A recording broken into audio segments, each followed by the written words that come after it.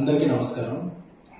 నేను ఇటీవల rhagon audio function జరిగితే ప్రీ రిలీజ్ ఫంక్షన్, దాంట్లో సరదాగా ఒక తెలుగు అమ్మాయిలతో పని చేయను అన్నట్టు ఒక హెడ్డింగ్స్ అనే యూట్యూబ్లో కొన్ని వెబ్సైట్లు తెలుగు అమ్మాయిలతో ఇక పని చేయను అన్న ఎస్కేఎన్, తెలుగు అమ్మాయిలతో ఇబ్బందులు ఉంటున్నాయి అన్న ఎస్కేఎన్ అనే విధంగా ఇదవుతుంది.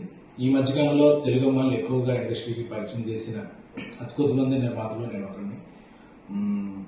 రేష్మ, ఆనంది, మానస, ప్రియాంక జావల్కర్, వైష్ణవి చైతన్య,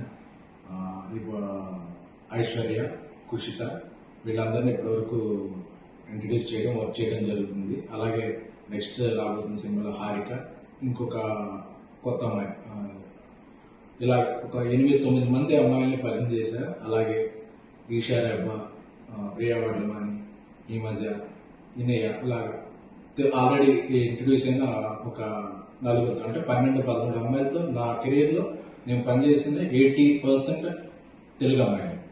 సో నేను టార్గెట్ పెట్టుకున్నా. నేను తెలుగు జర్నలిస్ట్గా నా కెరీర్ స్టార్ట్ చేశాను కాబట్టి నేను అనుకున్న టార్గెట్ ఏంటంటే ఒక 25 మంది అమ్మాయిలు, వాళ్ళు వేరే ఫీల్డ్, హీరోయిన్గా, రైటర్గా, ఆర్ట్ డైరెక్టర్గా, ఎగ్జిక్యూటివ్ ప్రొడ్యూసర్గా, డైరెక్టర్గా కూడా నాకు తెలిసిన సర్కిల్ నుంచి 25 మంది తెలుగు అమ్మాయిని నా పరంగా ప్రోత్సహించాలి, ఎంకరేజ్ చేయాలని. అంటే మనం పరిచయం చేసిన వాళ్ళందరూ టాప్కి వెళ్ళిపోరు, అందరూ బాటంకి వెళ్ళిపోరు. బట్ మొదటి అవకాశం ఇవ్వడం అనేది ఒక ఇంపార్టెంట్. సో ఇప్పుడు నా నెక్స్ట్ 3 సినిమాలు తెలుగు అమ్మాయిలే. అందులో ఆర్ట్ డైరెక్టర్ తెలుగు అమ్మాయి, ఎగ్జిక్యూటివ్ ప్రొడ్యూసర్ తెలుగు అమ్మాయి, రైటర్ కూడా తెలుగు అమ్మాయి.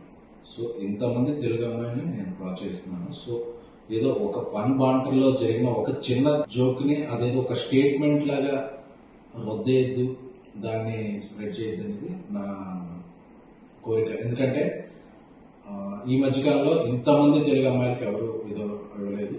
ప్లస్ నేను దాన్ని ఒక ఉద్యమంలా ముందుకు తీసుకెళ్తున్నాను కాబట్టి ఏదో ఒక జోక్లా తీసుకున్న తప్ప దాన్ని ఒక స్టేట్మెంట్లా తీసుకుని ఇక తెలుగు అమ్మాయిలకి అవకాశం ఉంది. ఎందుకంటే నేను చేస్తున్న సినిమాలు, చేయబోయే సినిమాల్లో కూడా నా ఫస్ట్ ప్రిఫరెన్స్ తెలుగు అమ్మాయిలకే. సో దీంట్లో ఇక ఎటువంటి ప్రచారాలకి తావివ్వద్దని కోరుకుంటున్నాను.